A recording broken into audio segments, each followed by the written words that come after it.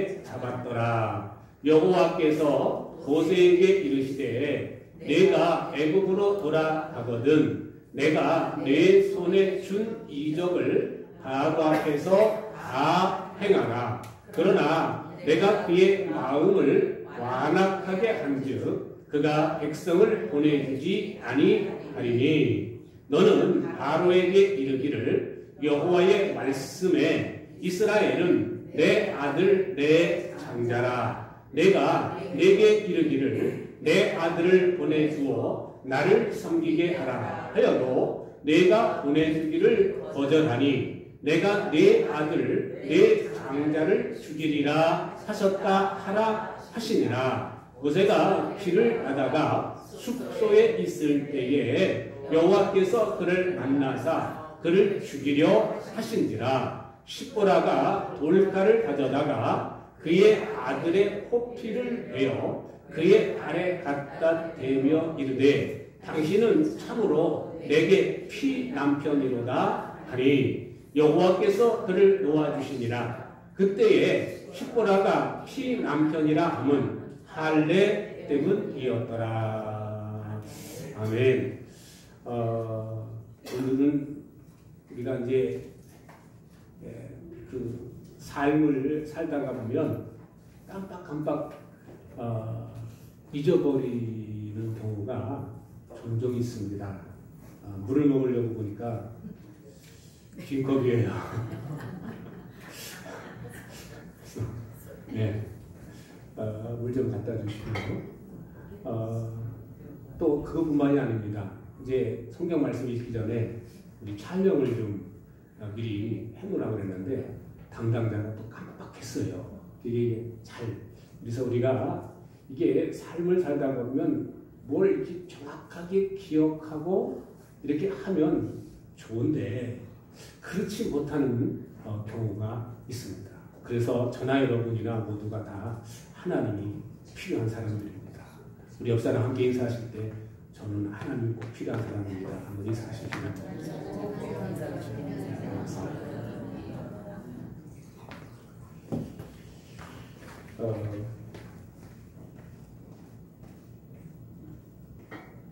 출애굽기를 이렇게 보면서 특별히 이제 모세라고 하는 사람이 이렇게 그 주인공으로 이렇게 나오지 않습니까? 근데 모세라고 하는 사람을 이렇게 쭉 살펴보면서 모세가 정말 준비되어 있는 사람이었던가? 모세는 정말 하나님 앞에서 쓰임받을 준비가 다 된 사람인가? 이미 모든 그릇이 다 준비된 사람인가? 라는 그런 질문을 하게 돼요. 여러분은 출애굽기를 읽으시면서 과연 모세는 하나님 앞에 쓰임받을 사람으로서 100% 다 준비되어 있는 사람인가?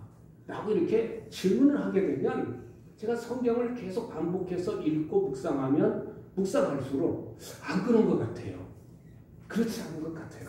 그래서 모세는 특별한 사람이다. 특별히 이스라엘 백성들을 인도하는 인도자로 준비된 아주 특별한 사람이다. 라고 나는 생각을 내려놨으면 좋겠어요.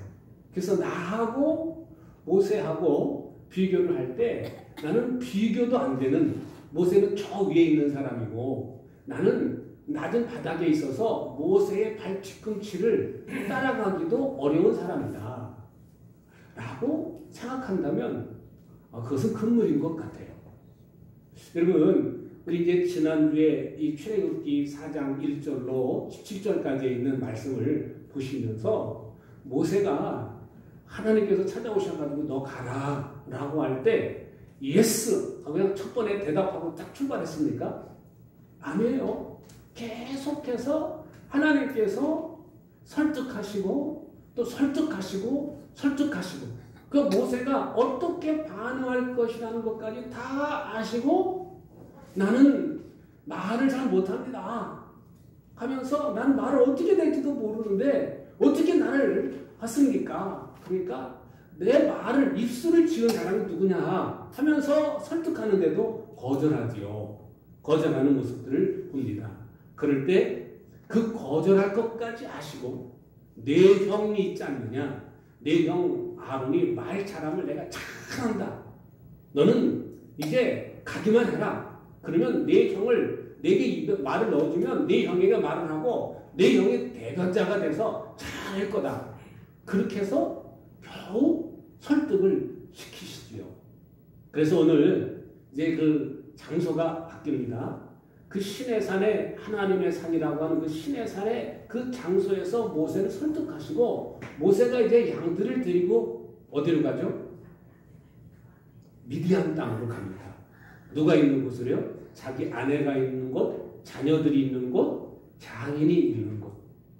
그곳으로 가서 장인어른께 이야기합니다. 제가 이제 이집트로 다시 돌아가려고 합니다. 이집트로 다시 돌아가려고 합니다. 그것은 아직 내 형제들이 지금 죽었는지 살았는지 내가 40년 동안이나 단절하고 살았는데 내가 형제들이 죽었는지 살았는지 알아보려고 합니다. 그러니 나를 좀 보내주십시오. 라고 이렇게 이야기를 하죠. 하나님께서 나를 보내십니다. 그 말은 못합니다.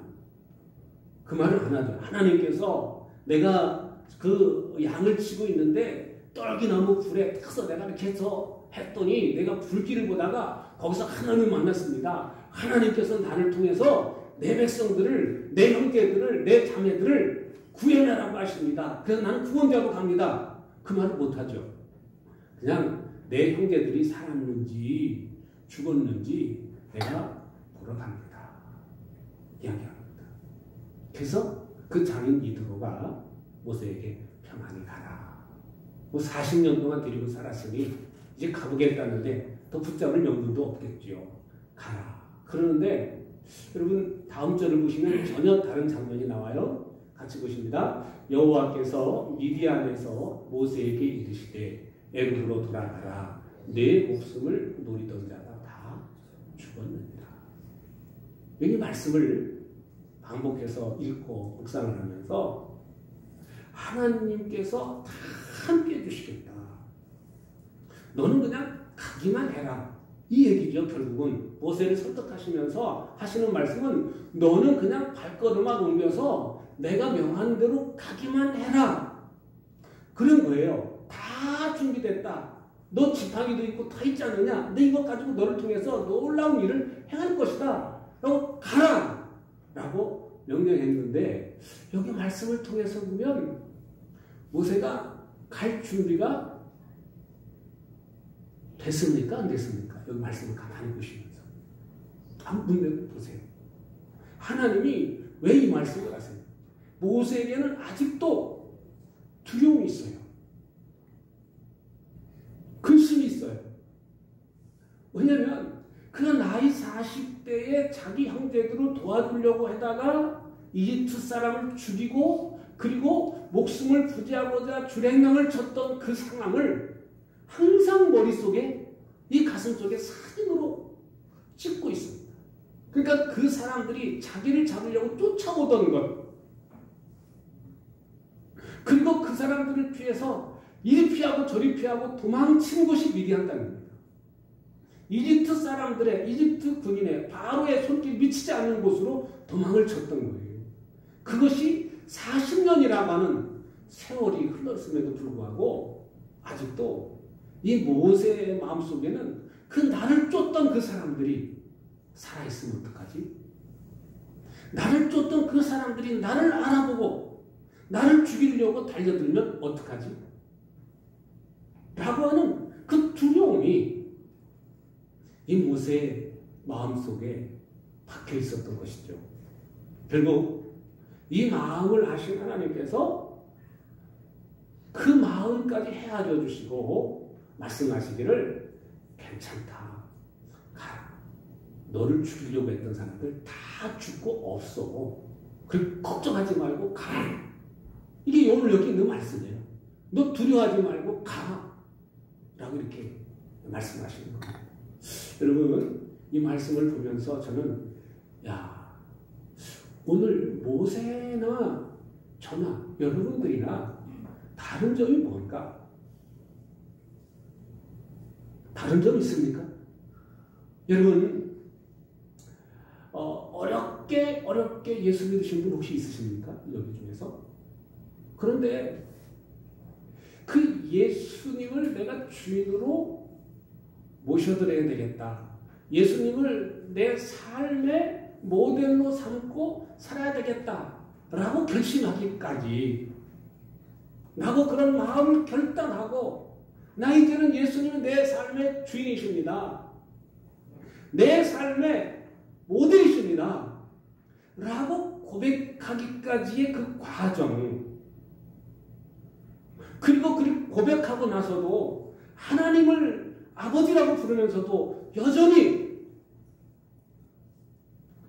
맡기지 못하는 내 모습, 여전히 하나님이 내 삶의 주인이십니다 라고 고백하면서도 여전히 내 마음 중심에는 하나님이 주인 되지 못하는, 하나님이 주인 되심을 정말 마음으로 고백하지 못하는 그 부분,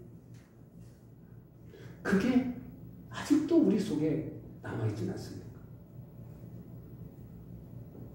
모세는 이 모습을 보면은 그렇게 하나님을 아주 극적으로 경험하고 극적인 체험을 하고 직접 하나님의 음성을 듣고 하나님과 교통을 하고 신랑이를 버리고 시속게임을 하고 그러고 나서도 이 불안한 마음을 내려놓지 못했던 이 모습을 보면서 오늘 우리가 예배당에 나와서 예배 드리고 또 하나님의 말씀을 읽고 또 함께 그 말씀을 듣지만 그러나 여전히 우리의 삶에는, 오늘 저와 여러분들의 삶에는 미래에 대한 어떤 불안함, 내일은 어떻게 될 것인가, 1년 후에는 어떻게 될 것인가, 5년 후에는 어떻게 될 것인가, 10년 후에 내 인생은 어떻게 될 것인가, 그거에 대한 불안함, 불확실함, 그런 것 때문에 두려워하지는 않으십니까? 그런데 오늘 하나님께서는 이 모세에게 찾아오셔서 너 그런 두려움, 그런 불안함, 그런 답답함, 그런 것들 이제는 내려놔라. 이제는 좀 핸들을 나한테 좀 맡겨라. 걱정하지 말고 나한테 온전히 좀 맡겨라. 하시는 메시지가 오늘 본문의 말씀이 아닌가. 나는 그런 생각을 합니다. 여러분, 내 인생의 그 핸들을, 그 드라이브를 할 때 핸들을 여러분 주님께 온전히 맡기셨습니까? 어떠십니까? 여러분들은 하루하루 삶을 살아가시면서 내 인생의 모든 주도권을 하나님께 맡깁니다. 라고 이렇게 온전히 맡기고 살고 계십니까? 아니면 여전히 내 생각이 앞세워지고 내 판단이 앞세워지고 내 결정이 앞세워지고 그래서 이래서 안 돼, 저래서 안 돼, 이건 이렇고 저건 저래서 내가 이렇게 살 수가 없어, 내가 하나님 말씀 따라갈 수가 없어, 하나님 말씀은 내가 머리로 이해는 되지만 내가 그 말씀대로 살지 못하는 여러 가지 이유들이 나에게 상존하고 있지는 않으십니까? 그런 저와 여러분에게 주시는 메시지가 오늘 19절 말씀이 아닐까. 그런 생각. 애굽으로 돌아가라. 내 목숨을 누리던 자가 다 죽었다. 이제는 너 세상 근심 걱정 더 이상 하지 말아라. 내가 너와 함께 한다고 하지 않았느냐? 너는 오직 나만 의지하고 내가 너에게 준 약속의 말씀만 붙잡고 살면 되지 않겠냐? 너 근심하던 거 걱정하던 거 내가 이미 다 해결했다. 그 말씀이 아닙니까? 오늘 이 말씀을 제가 묵상을 하면서 결국은 이 모세에게 주신 이 말씀은 모세와 똑같은 비슷한 생각을 가지고 사는 오늘 우리들에게 주시는 메시지가 난 그런 생각을 했습니다. 결국 이 모세는 이 말씀을 들음과 동시에 애굽으로 갔을 때 어떻게 될 것까지도 하나님께서 구체적인 인도하심을, 구체적인 말씀을 모세에게 주시죠. 같이 한번 20절 보십니다. 모세가 그의 아내와 아들들을 나귀에 태우고 애굽으로 돌아가는데 모세가 하나님의 지팡이를 손에 잡았더라. 저는 이제 이 말씀을 보면서 여기 말씀 중에서 이 지팡이가 어떻게 바뀌었어요? 누구 지팡이로 바뀌었어요? 하나님의 지팡이로 바뀌었죠. 이 지팡이는 여전히 모세가 쓰던 지팡이예요. 어떨 때요? 길을 갈 때, 양을 칠 때 사용하던 지팡이입니다. 늘 쓰던 그 지팡이를 하나님께서 이제는 그 지팡이를 이제는 누구 지팡이로 쓰세요? 하나님의 지팡이. 여기 하나님의 지팡이를 손에 잡았다라는 그런 말씀합니다. 이제 모세가 이제는 생각을 바꿨다는 얘기예요. 자기가 쓰던 지팡이지만 이제는 내가 쓰는 지팡이가 아니라 이제 하나님이 쓰시는 지팡이입니다. 바꿔서 말씀드리면 이제는 내 주도권을 내가 가지고 내 중심으로 내가 그 주도권을 가지고 살아왔지만 이제는 내 인생의 주도권, 모든 주도권을 하나님께 맡겼다는 거예요. 이제는 지팡이가 나의 지팡이가 아니라 이 지팡이는 하나님의 지팡이. 이 지팡이 속에는 하나님의 약속이 담겨져 있습니다. 내가 이 내 지팡이를 통해서 기적을 일으키고 능력을 일으키고 역사를 일으키는 그런 능력의 지팡이로 삼겠다. 그래서 이 모세는 하나님의 말씀을 듣고 이제까지 가지고 있었던 그 근심, 걱정, 두려움 그것을 내려놓고 이 하나님의 지팡이를 꼭 잡고 가족과 함께 이집트를 향해서 이제는 하나님의 도구가 되기 위해서 떠나는 이제 그러한 모습을 말씀을 통해서 살펴보게 됩니다. 여러분, 하나님을 전폭적으로 의지하고 떠날 때 하나님께서 그 세세한 부분까지 인도해 주신다는 것. 오늘 우리가 살고 있는 이 시대는 성령의 시대라고 말하죠. 무슨 시대요? 성령의 시대라고 말합니다. 요엘서에 말씀해 준 것처럼 내가 내 신을 만민에게 부어주리니 여기서 말하는 만민은 누구를 말할까요? 바로 예수님을 삶의 주인으로 모셔드린 사람들. 예수님을 삶의 주인으로 모셔드린 그 사람들에게 성령을 부어준다고 그랬어요. 그 성령이 왜 부어주느냐? 요한복음 14장부터 17장까지 있는 말씀을 쭉 보면 우리의 삶을 인도해 주시기 위해서요. 구체적으로 내 삶을 주장하고 내 삶을 인도해 주시기 위해서요. 시편 23절의 말씀을 빌리면 우리를 쉴만한 물가로 푸른 초장으로 인도해 주시기 위해서 성령님이 우리에게 임하신다는 약속을 주셨습니다. 그래서 예수 믿는 모든 사람들에게는 그 안에 누가 계십니까? 성령님이 계십니다.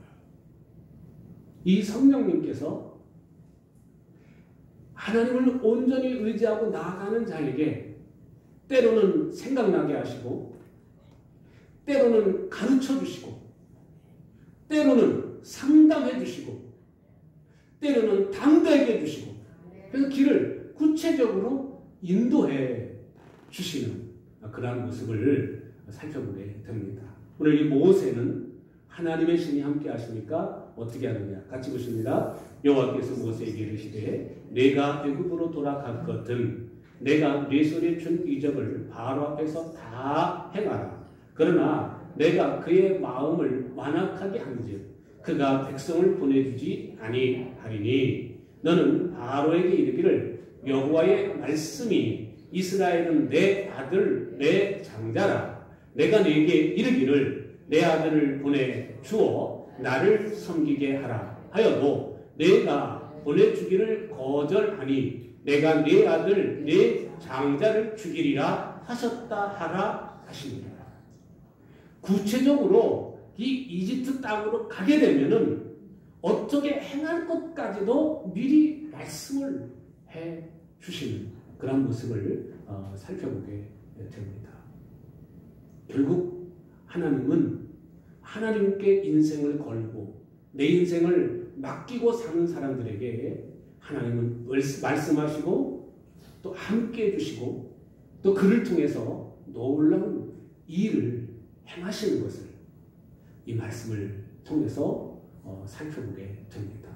여러분 하나로 삶을 살아가시면서 정말 내 인생을 걸고 하나님을 붙잡을 수 있기를 주의 이름으로 축원합니다.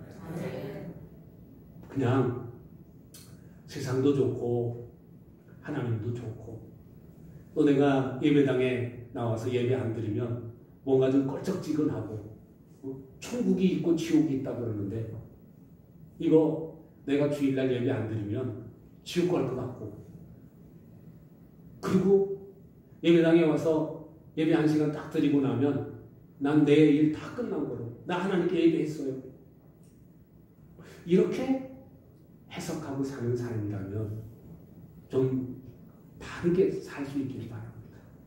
여러분 우리가 함께 모여서 예배 드리는 것도 예배지만 여러분 우리가 이 자리에 모여서 예배하는 이유가 뭐죠?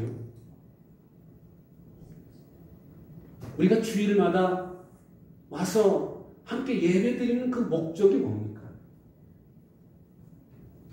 그거는 우리 믿음의 사람들이 한 자리에 모여서 하나님을 찬양하면서 하나님은 여전히 살아계시고 하나님은 여전히 나와 함께 하시고 하나님은 여전히 나를 인도해 주시고 하나님은 나를 선한 길로 이끄시기를 원하시는 하나님이라는 사실을 확인하는 자리가 이 시간 아닙니까? 결국 진정한 예배는 우리 함께 모여서 그것을 확인했다면 여러분들의 삶의 자리에서 하나님을 인정해드리는 삶, 그것이 진짜 예배인 줄로 있습니다. 예배당에 와서는 예배자인 것 같고 예배당에 와서는 거룩한 것 같고 예배당에 와서는 정말 잘 믿는 사람 같은데 내 삶의 자리로 돌아가서는 예배자의 모습이 전혀 드러나지 않는다면 나는 이중 생활을 하고 있는 겁니다. 교회당에 와서는 예배자 같은데 집에서는 일터에서는 직장에서는 하나님이 없는 삶, 그런 삶을 사는 것이죠. 여러분 하나님은 예배당 이 자리에도 계실 뿐만 아니라 여러분들의 일터에도 여러분들의 가정에도 여러분들의 직장에도 여전히 하나님은 살아 계십니다. 여전히 하나님은 나의 일거수일투족을 지켜보십니다. 그거를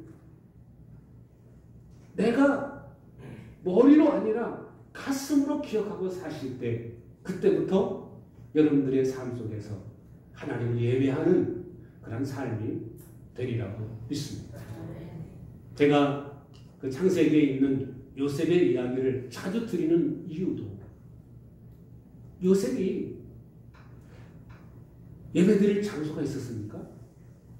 요즘처럼 예배당이 있었습니까? 요셉이 끌려간 그 이집트 땅에 예배당이 있습니까? 교회가 있습니까? 뭐가 있습니까? 근데 이 요셉이 하나님을 잊어버리지 않을 수 있었던 것은 하나님을 늘 고백하는 삶을 살았던 거예요. 여러분 우리가 주일마다 예배드릴 때 사도신경을 함께 읽으시죠. 이 사도신경을 지금 이제 그 옛날에 우리가 달달달 외웠던 그 사도신경을 내려놓고 이렇게 화면에 글씨를 올려놓고 함께 읽는 이유가 있습니다. 우리는 뭐 달달달 외워지는 거, 익숙한 것은요, 마음이 그곳에 안 갑니다. 항상 익숙한 것은요, 그냥 손이 가고 입이 가고 눈이 가고 발이 가는 것이지 마음까지 가기가 쉽지 않아요. 근데 이 사도신경을 외울 때 외우지 않고 이 화면에 글씨를 써놓고 함께 읽는 이유는 우리의 그 마음의 고백이 함께 담겨지길 원하는 그런 마음에서 이 사도신경을 화면에 띄우고 함께 읽는 거예요. 이게 이 고백이 우리 교회사의 2000년이라고 하는 그 기간 동안에 연구하고 어떻게 하면 우리가 믿음을 떠나지 아니하고 바른 믿음을 가지고 살 수 있을까 고민하는 가운데 나온 고백이 사도신경입니다. 역시 원래 처음에는 라틴어로 됐죠. 이 라틴어의 첫 번째가 바로 크레도라는 말이라고요. 크레도. 그 말은 나는 하나님을 믿습니다. 그 고백이 먼저 나옵니다. 그래서 우리가 사도신경을 내가 외우는 것이 아니라 외우게 되면 외우는데 입에서는 저절로 나오는데 머리는 생각은 딴 데 갈 수 있거든요. 그래서 내가 자꾸 의식을 가지고 나는 하나님을 믿습니다. 나는 하나님을 믿습니다. 하나님 내 인생의 주인이심을 믿습니다. 나는 예수님을 믿습니다. 나는 성령님을 믿습니다. 그 고백이 계속해서 내 속에서 마음이 담겨진 고백이 선포되어지는 삶. 그것이 고백되어지는 삶.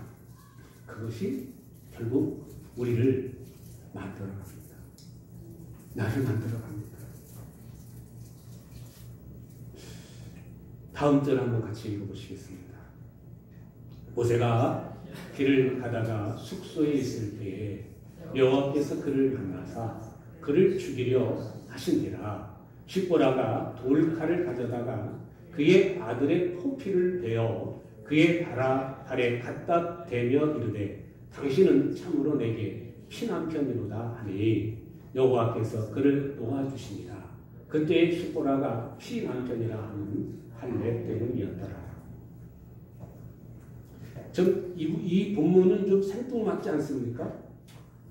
아니 하나님께서 그 떨기나온 불꽃 가운데서 임하셔서 모세를 설득하시고 모세를 결국 설득하시고 이집트로 가라고 그래서 순종해가지고 모세가 지금 이집트를 향해서 가족들과 함께 출발을 했어요. 근데 출발하는 도중에 어떠한 그 길거리에서 숙소에서 머무는데 갑자기 하나님이 나타나셔가지고 모세를 죽이려고 그래요. 아니 순종하며 가는데 왜 모세를 죽이려고 그러죠? 조금 좀 이 본문과 좀 이렇게 잘 밸런스가 안 맞는 것 같다 라는 그런 생각을, 그런 질문을 하게 되었습니다. 그런데 오늘 여기 말씀에 보면 할례라는 말이 나오죠. 하나님의 사명을 받고 하나님의 말씀을 순종한다 할지라도 결국 하나님과의 그 언약, 하나님 백성이라고 하는 그 언약의 증거가 창세기 17장에서 아브라함과 맺은 할례 언약입니다. 아브라함과 맺은 할례 언약이에요. 그래서 아브라함과 그 이스마엘이 할례를 받으면서 이 할례의 증거가 내 백성, 내 자녀라고 하는 증표다. 하나님의 백성이라고 하는 증거다. 그런데 이유는 잘 모르겠습니다만 이 모세를 죽이려 했었던 이유는 모세의 자녀들이 아직 할례를 받지 받지 못했어요. 근데 문맥을 통해서 보면 모세는 할례를 하기를 원했던 것 같아요. 아무 이유 없이 하나님께서 모세를 죽이려고 딱 하니까 그 아내 시보라가 재빨리 그 돌칼을 가져다가 그 아들의 포피를 베고 그거를 던지면서 발에 던지면서 당신 나 피난편이다 라고 하는 말은 모세는 아들이 태어났을 때 할례를 행하길 원했지만 누가 걸림돌이 된 거예요? 시보라 그 아내가 그거를 안 된다고 어린애한테 무슨 치냐고 그게 하면서 자기 생각으로 거절하고 못하게 막았던 것 아닌가. 그러니까 모세를 죽이려니까 재빨리 너 빨리 할례 해라 그 말씀도 안 했는데 왜 자기 남편을 죽이려고 하는 그 이유를 시보라가 금방 이해를 하죠. 그리고 그것을 그 자리에서 돌칼을 갖다가 아들의 포피를 베서 그렇게 발 앞에 던지면 당신은 나의 피난편이다. 그렇게 아내가 순종하는 모습. 결국 하나님의 일은 혼자 하는 게 아니라 함께 하는 겁니다. 하나님의 일은 혼자서 독불장군으로 해나갈 수 있는 게 아니고 같이 해야 하는 것이죠. 함께 하는 겁니다. 그래서 하나님이 우리 양우리교회를 통해서 놀라운 일을 행하시기를 원하시는데 이게 모든 우리 믿음의 사람들이 마음이 하나가 돼서 한 방향으로 나아가기를 원하시는 것이다. 즉 거기에 걸림돌이 되는 부분이 있다면 그 문제를 해결하시기 원하세요. 그 문제를 해결할 때 하나님의 약속이 그대로 이루어지고 그 언약대로 하나님의 일하심이 드러나게 되는 것을 봅니다. 오늘 이 말씀을 통해서 이 시보라가 순종을 하고 그 가정이 온전히 하나님 보시기에 아름다운 모습으로 변화가 되니까 결국 27절 이하에 나오는 그러한 말씀들을 보면 하나님의 약속들이 그대로 이루어집니다.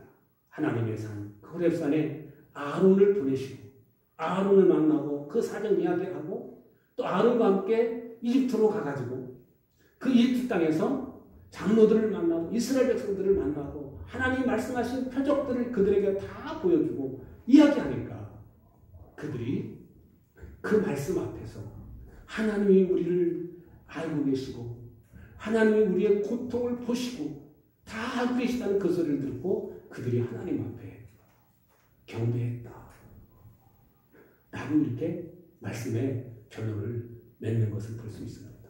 여러분, 하나님의 부르심을 받은 하나님의 사람들이십니다. 오늘 부름받았다 라고 하면 앞에 서 있는 저뿐만 아니라 여기 앉아 계신 여러분 모두가 부름받은 하나님의 백성들인 줄로 믿습니다.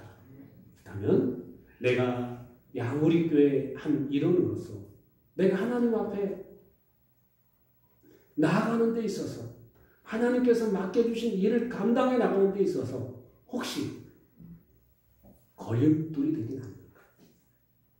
그런 부분을 생각하시면서 그 부분이 있다면 오늘 하나님 앞에서 그 부분을 내려놓으시고 다시 한번 순종의 마음을 품으시고 결심하시고 그리고 실행하시는 저와 여러분들 되시기를 주의 이름으로 축복합니다. 기도하시겠습니다. 은혜로우신 아버지 감사와 찬양을 드립니다. 우리의 모든 형편과 사정을 아시는 주님, 내가 근심하는 것까지 내가 두려워하는 것까지도 다 아시고 세심하게 보살피시는 그 하나님을 봅니다. 하루하루 삶을 살아가면서 그 하나님을 기대하며 소망하며 살기를 원합니다. 또한 하나님 앞에 하나님의 말씀 붙잡고 살아갈 때 이제는 내 생각을 내려놓을 수 있게 하시고 하나님께 내어 맡길 수 있는, 그래서 하나님의 인도하심을 구체적으로 받아나가는 저희들이 되게 하시기를 원합니다. 하나님의 말씀을 순종해 나가다가 걸림돌이 되는 것이 있다면 즉각적으로 그 걸림돌을 제거할 수 있는, 또한 결심 또 결단을 할 수 있는 저희들 되도록 축복하여 주시옵소서. 감사드리며 예수님의 이름으로 기도했사옵나이다. 아멘. 예, 우리 함께 일어나셔서 찬양하십니다.